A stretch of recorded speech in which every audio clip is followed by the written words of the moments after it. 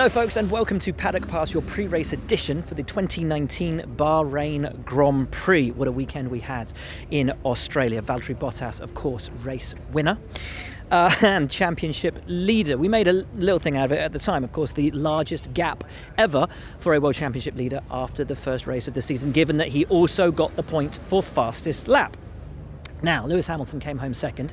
We've discovered since had a little bit of damage to the floor of his car, perhaps accounting for some of the lack of performance that he had. But I think you can't take away from what a good performance Valtteri Bottas put in, not just in the Grand Prix itself, but also in qualifying on Saturday. Much has been made of Valtteri and his new demeanour for this year. I wondered if the mask would slip today.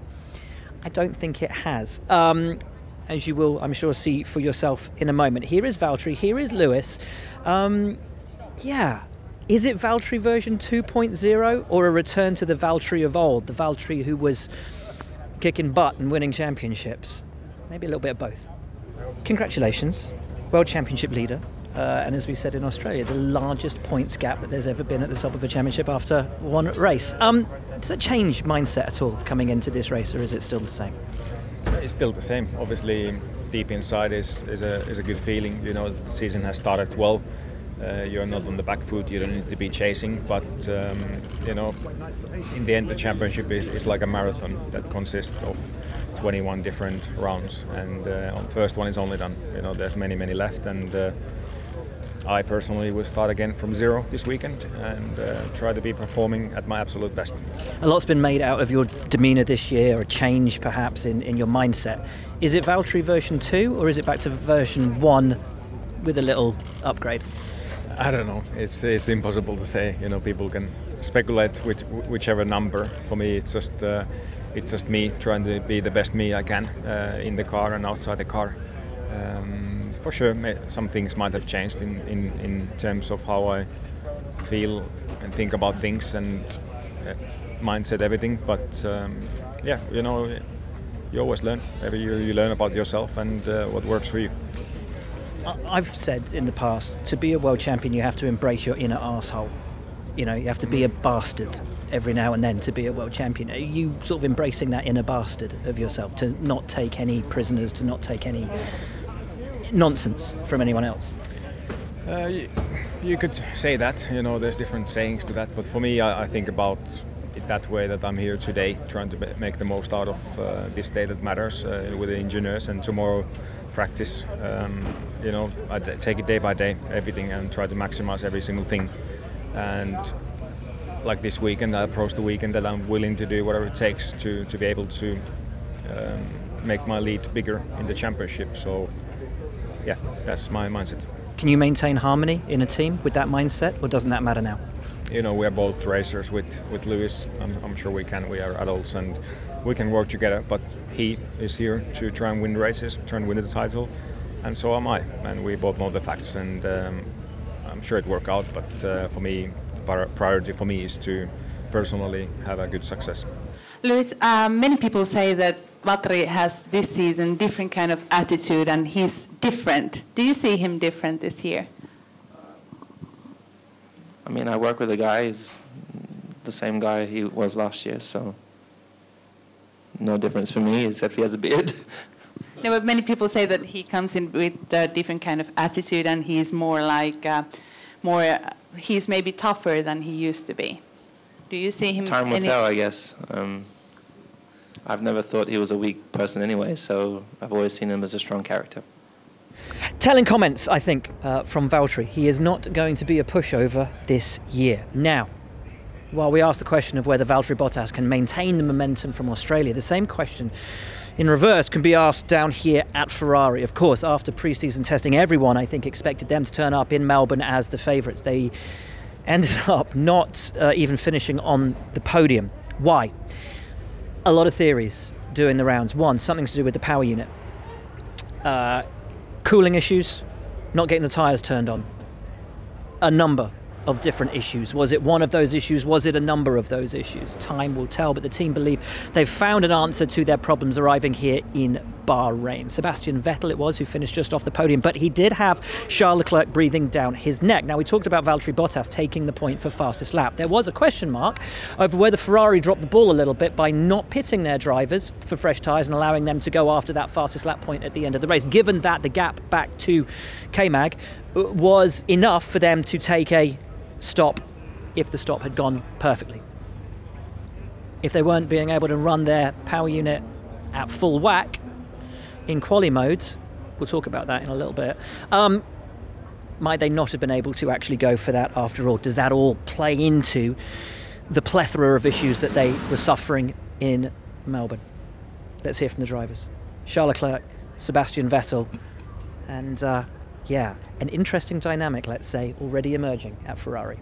You gave the team a bit of a headache in the race itself, questioning whether you should fight or not fight Sebastian in the race. What did you make of the decision not to, given your pace advantage at that point? Well, understand the decision because obviously for the team, whether I would have finished 4th and Seb 5th or Seb 4th and me 5th, it was exactly the same thing in terms of points. It will only cost more risk to the team by letting us fight. So I understand, and it's fine. Yeah, I understand it. Are you happy to play the role of not taking that fight to Seb at the moment? In some situations, yes. Cool. When does it become something that you're not willing to do? We will see this. For now, I had not had the situation, but yeah, as I said, I think it's very important to be working as a team, and that's what we did in Australia, and of this I'm very happy. One final one from me is about the fastest lap point. Obviously, you had a big gap back to the driver behind you in Australia. The decision not to take a pit stop, obviously it's risk and reward. Is that something the team has had to look at, figure out if you would have played it differently? Yeah, I think at the end, first of all, I think Bottas has done a pretty strong fastest lap at the end of the race. Doing a pit stop always adds a bit of risks, and you never know what happened. So we decided to stay out on track, and yeah, I'm pretty happy overall. Yeah, I think we are obviously still very fresh, so it's not that much of a relationship yet, but I think we're both working in the same direction. I think we're both keen to do the best we can on track, both keen to make the car faster. So yeah, I would say up to now pretty straightforward. I think he's a very young and talented kid, so yeah, I'm sure he will leave his mark this year and in the next years to come. Now, I said I'd explain a little bit more about the push for the fastest lap at the end. You see, what a lot of drivers were doing was putting the engine up into quali mode and kind of backing off for a lap to recharge the battery and then throwing it all down on a lap to try and get that fastest lap at the end. Certainly, down here at Aston Martin Red Bull Racing, it's something that Max Verstappen and his team discussed over those last few laps. It was very much a race of two different sides for Red Bull. Max Verstappen getting onto the podium, and a brilliant podium, of course, overtaking the Ferrari to do so to rapturous applause for Pierre Gasly.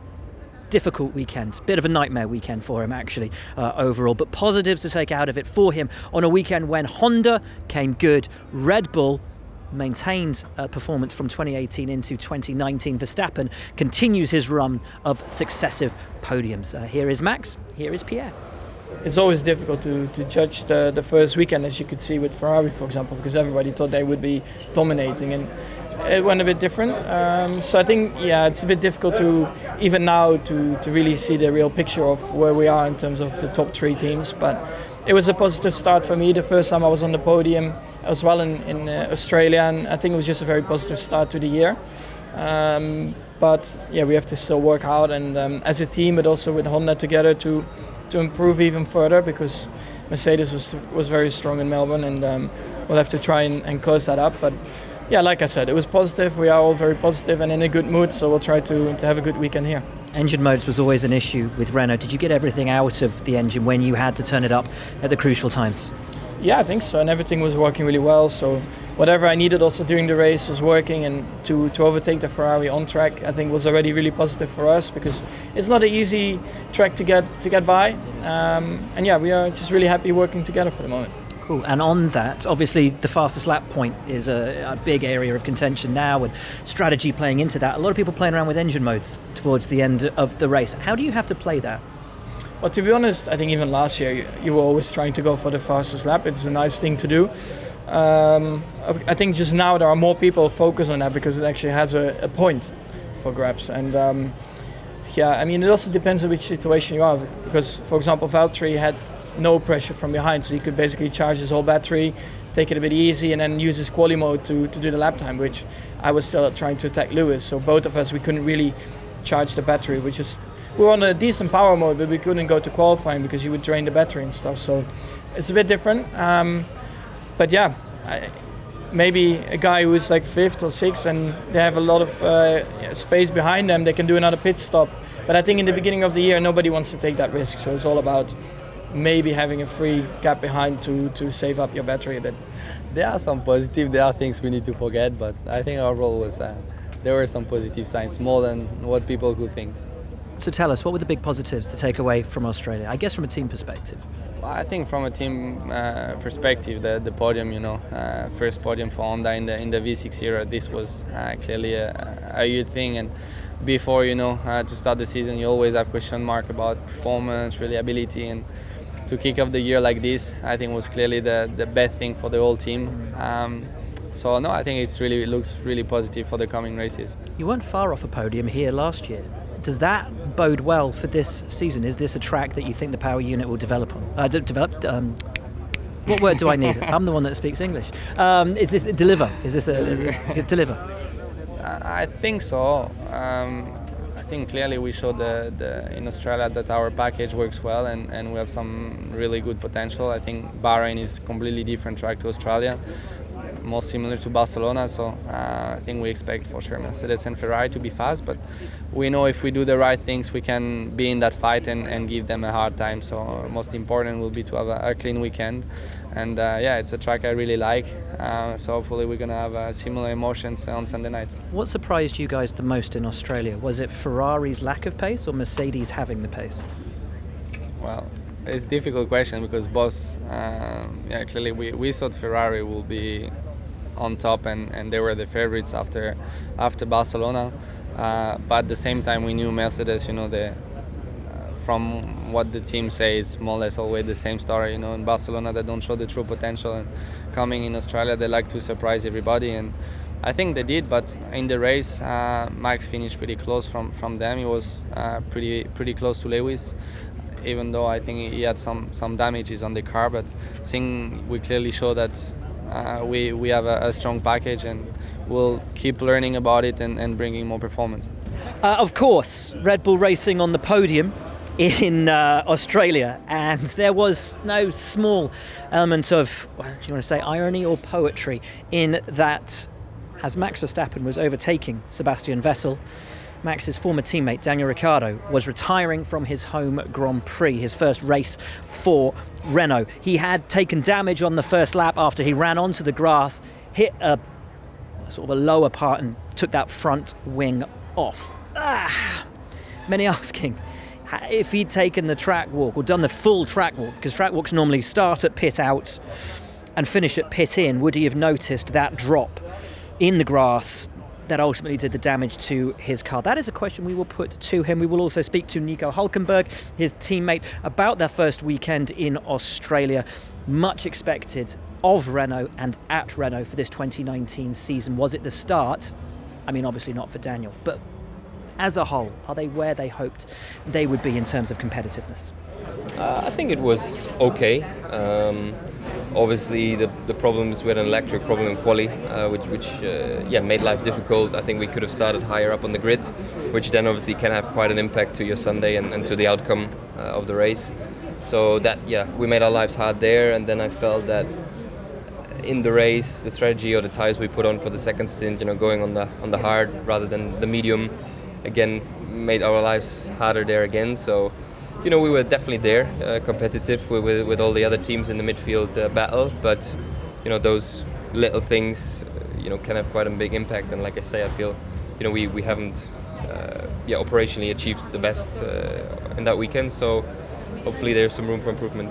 Australia is such a specific track. Will this circuit give a more representative idea of where everyone is, or will it have to be first 3-4 races and take an amalgamation of everything? Yeah, I think you need a couple of weekends, different circuits, before you can program and set your algorithm.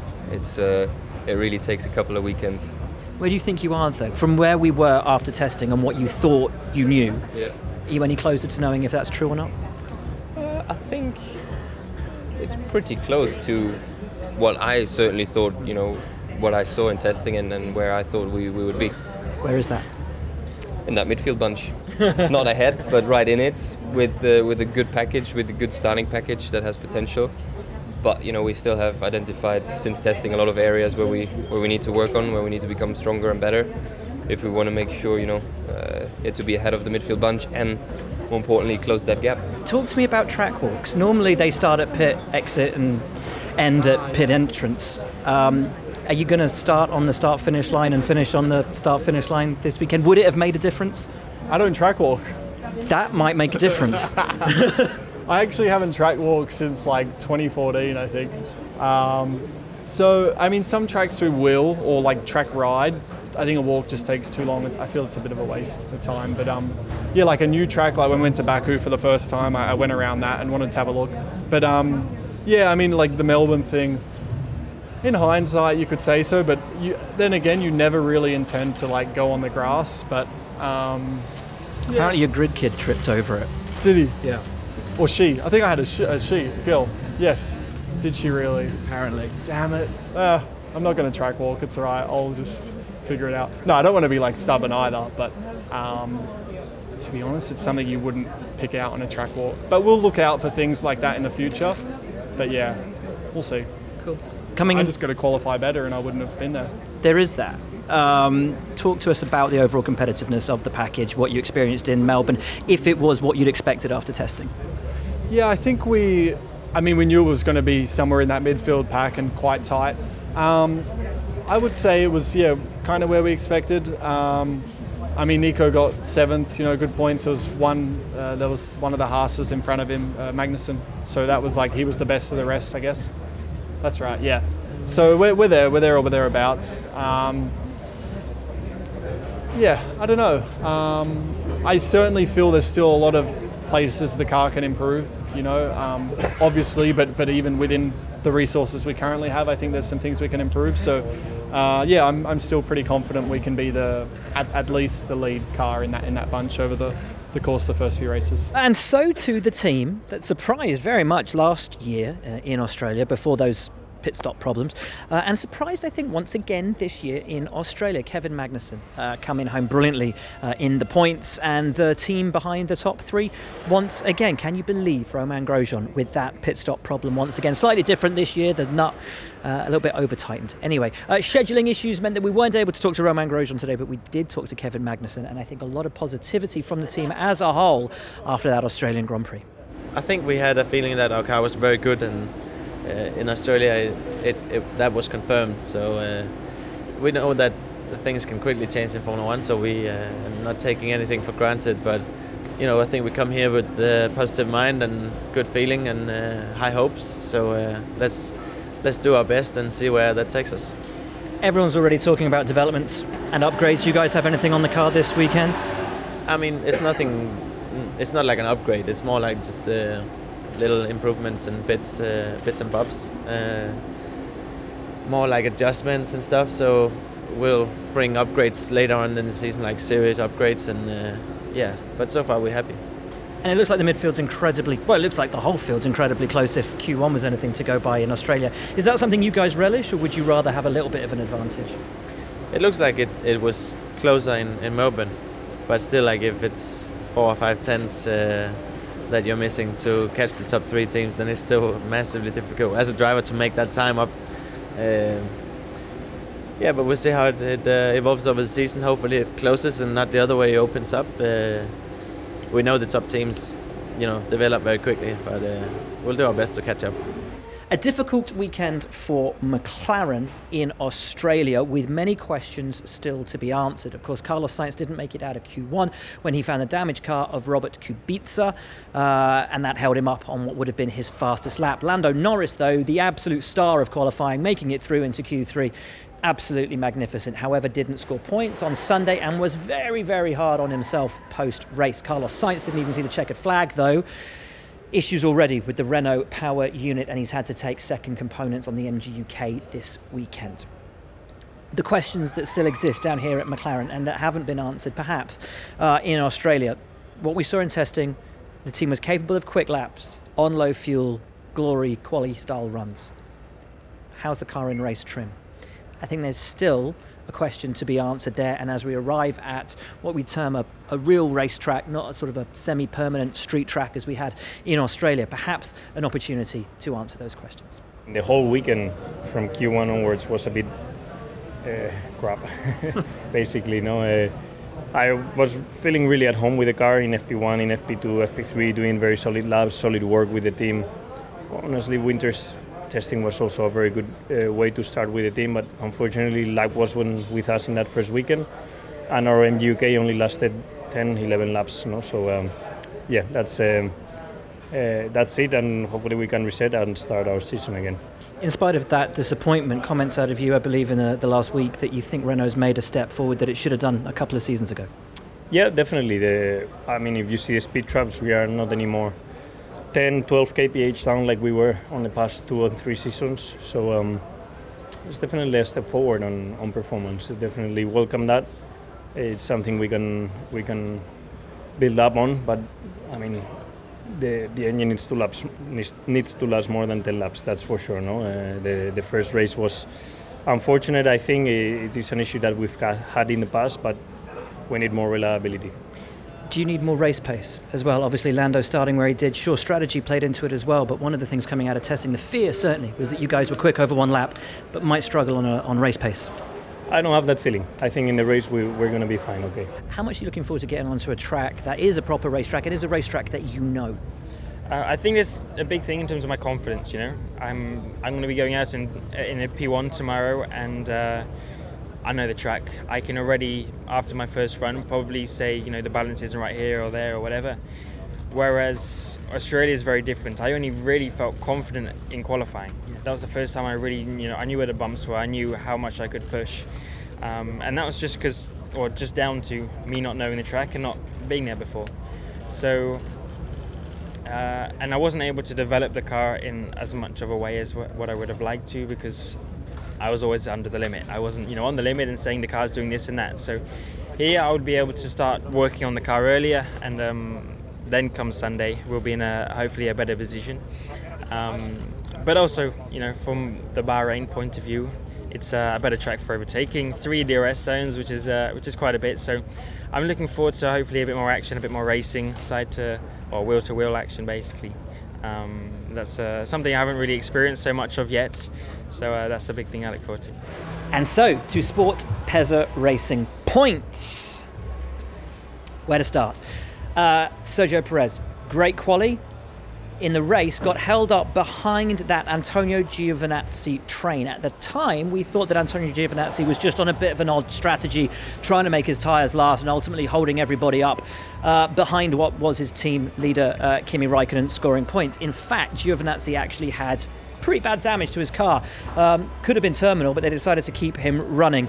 And that ultimately held up a lot of people behind him, and that played their strategy out during the Grand Prix on Sunday. What it did, though, is it allowed Lance Stroll to stretch his legs and be the racing point driver that scored points. Sergio Perez has come out today and said that he believes on race pace, Lance Stroll is a better teammate than was Esteban Ocon and Nico Hülkenberg. Interesting comments. One thing is for sure, though, Lance Stroll has hit the ground running with his new team, and Sergio Perez and he both feel there is more to come on a weekend here in Bahrain where they've got more developments on their car after what was essentially the first running of this new car in Australia, having not had that complete thing together in pre-season testing. Yeah, I think it was a great result for the team, especially that no other team in our competition scored points with 2 cars. So I think definitely that's very promising.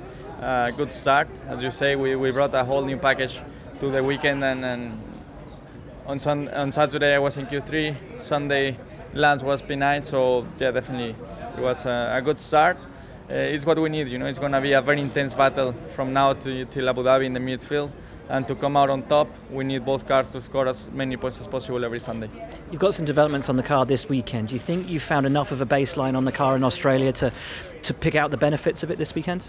No, we are still understanding where we are with the car, where we can improve. We brought a very big package for Melbourne, so to get that understanding over a weekend is always hard. So we will see where we are here. This is a track that you always go well at. Remember you and Jensen going wheel to wheel here. You've picked up podiums here. Are you looking forward to it? Yeah, definitely. It's definitely a track that I enjoy. I think it suits quite nice my driving style. So I really hope we can be strong, and yeah, I hope the first points they come on Sunday. You know, Sundays when you know Sundays where the points are made, and Sundays what counts. So I'm really glad we made it count on Sunday. That was you know, it was a great race. Great to pick up a couple points, and you know, more than anything, it was awesome to be back in the fight. You know, in a car that could fight for points, and it was, you know, nose to tail the whole race, and there was really nothing in it between all the teams in the midfield. So it should be a very exciting season, and I'm sure you know, we'll put on a great show. And another a performance built on a trademark Lance Stroll start. Yeah. Yeah. Never a doubt. Yeah. Obviously the weekend for the team was very much a test session, as you had so many development parts on the car that you hadn't run in testing. Was it a surprise to bring it home in the points? Not at all. I mean, our eyes were on the top 10, and I think with good strategy and good pace, we were able to capitalize on it. Cool. You've got some more development parts in the mix this weekend. Have you learned enough from Australia to know the difference they're going to make this weekend? Yeah, I mean, at this stage of the season, every race weekend is really you know, part of the learning curve, and we're still getting to grips with this car, and we're finding speed every session. So yeah, fingers crossed, we'll find some more speed this weekend. Now, we touched briefly on Alfa Romeo and, of course, Antonio Giovinazzi, who took damage at the start of the Australian Grand Prix and ultimately then created that train that played out with all the strategy during the Grand Prix. He looked at the Australian Grand Prix as his Grand Prix debut. It was, of course, his second Grand Prix debut, this one for a full F1 season, and with better preparation, having been able to do all practice and qualifying for the race itself. Not a bad debut when everything is taken into consideration, I don't think. Because as the team subsequently have said, that car could have been retired on the first lap of the Grand Prix. So even to get it to the flag, I think a good job from Antonio Giovinazzi. Again, a scheduling mush today meant we didn't get to talk to Kimi Raikkonen. But he, from what I understand from colleagues who managed to speak to him today, very optimistic after Australia, looking to build on that this weekend here in Bahrain. But here is Antonio Giovinazzi on what was his F1 debut, take two. It was I think, not really far from that weekend in 2017. Of course, I had my Friday, and I knew actually in the end I was there for racing. But in the end, you know, in the stress of the race on Sunday was really similar to the one in 2017. But in the end, I really enjoyed the weekend. Unfortunately, it was not the best race, I would say, because after 200 meters I had damage on my car, and then it was just a really difficult race. But yeah, I really enjoy, and now I'm really happy to be here. This is the thing, you ended up playing a crucial part in the race, to the frustration of many drivers, but you were nursing a really damaged car. How difficult was it to not retire that car? Yeah, I need to say sorry to a few drivers, but in the end I was... Why? It was your race. Yeah, I mean, come on, man. It was my race, you know, and like you say, it was not easy for me because I had a not easy car to drive.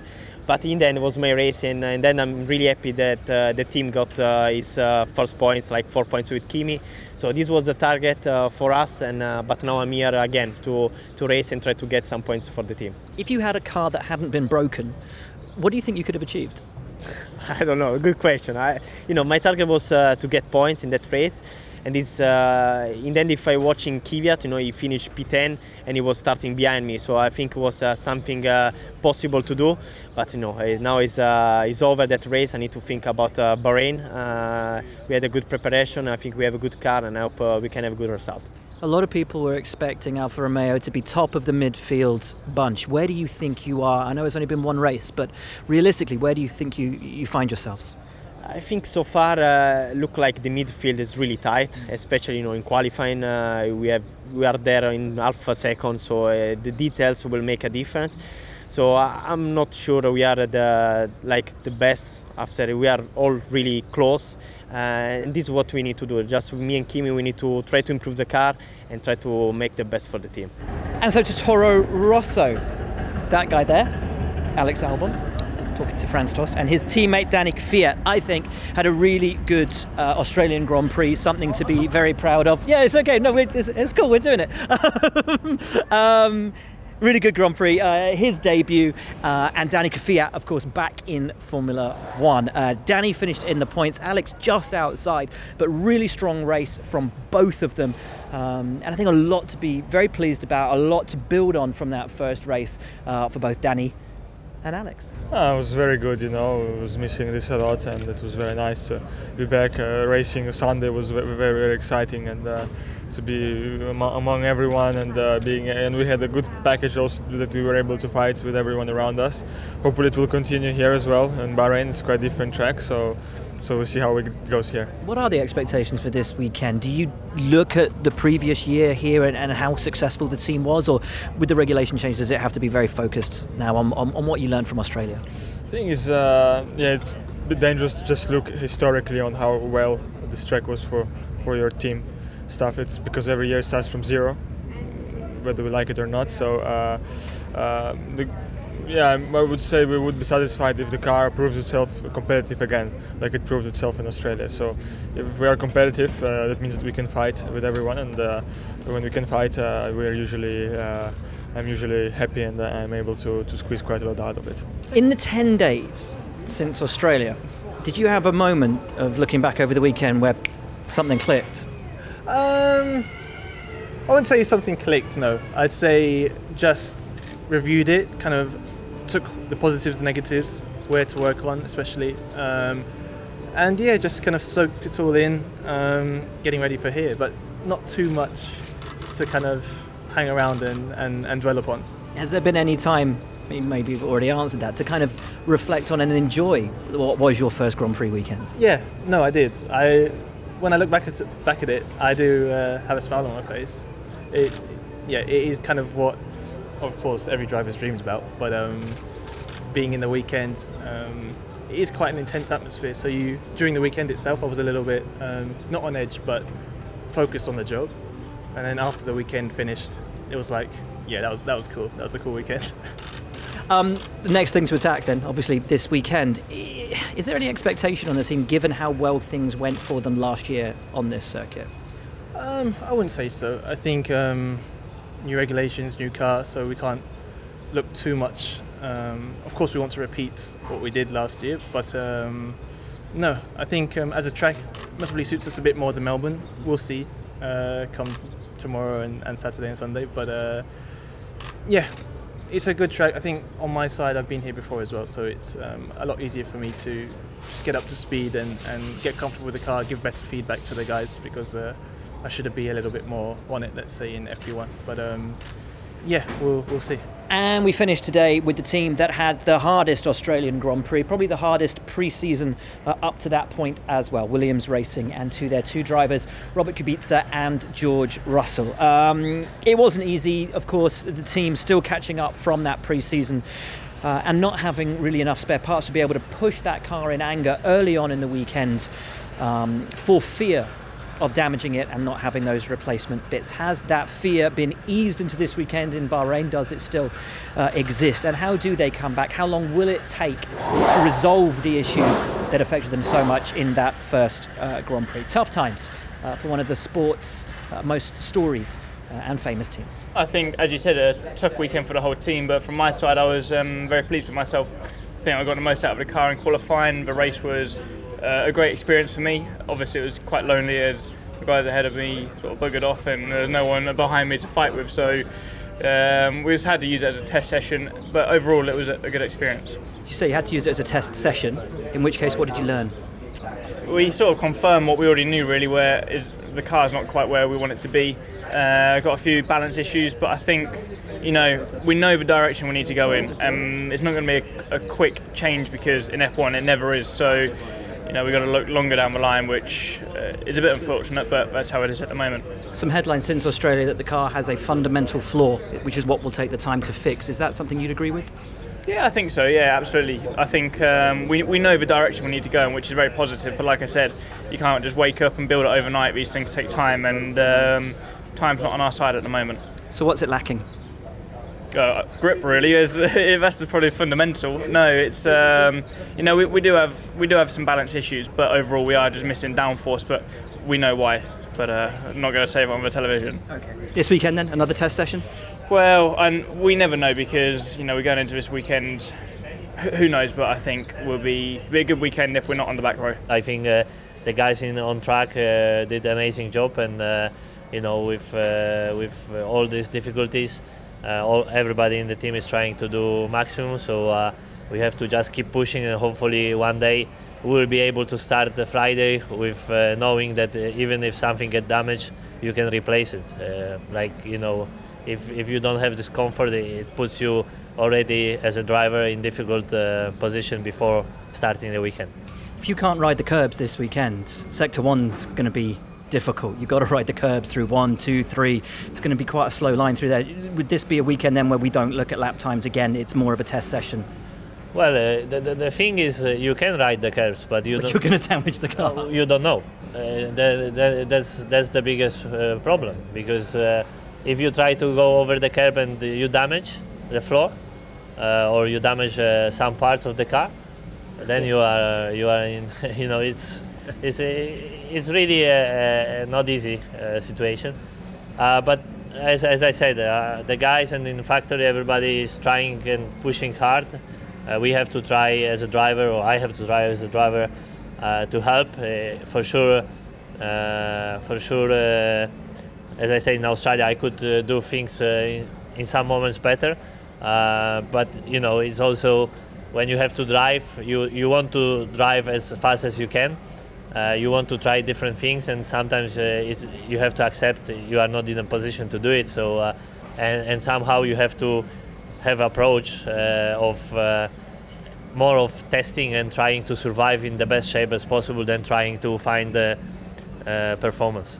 So that is your lot from Paddock Pass here on Thursday in Bahrain. Lots to look forward to this weekend. F1 TV Tech Talk coming your way on F1 TV tomorrow, where we will look particularly at Ferrari and what happened in Australia, and all of the developments and upgrades that we have spied of interest in the pit lane this weekend, because it may only be the second race, but the teams are developing at a rate of knots under these new technical regulations. Can Valtteri maintain that amazing start to the season? Will Ferrari manage to rediscover the form that they showed in pre-season testing?